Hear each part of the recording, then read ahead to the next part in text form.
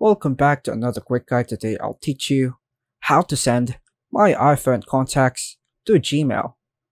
And it's literally an easy process. Make sure to watch until the end of the video to know how it's done.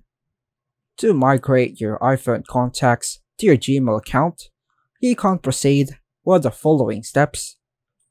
Firstly, begin by opening the Contacts app on your iPhone. Tap on List located at the top left corner of the screen to access your contacts list. Then press and hold on any contact until you see options appear on the screen. Choose to tap Export from the options that appear. Locate and tap on the Gmail app icon among the available options for exporting contacts. In the Gmail app, enter the recipient's email address, subject line, and compose your message as needed.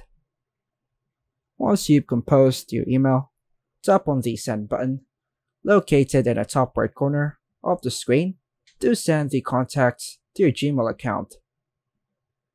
By following these steps, you can effectively transfer your iPhone contacts to your Gmail account, ensuring you have them accessible across various platforms and devices.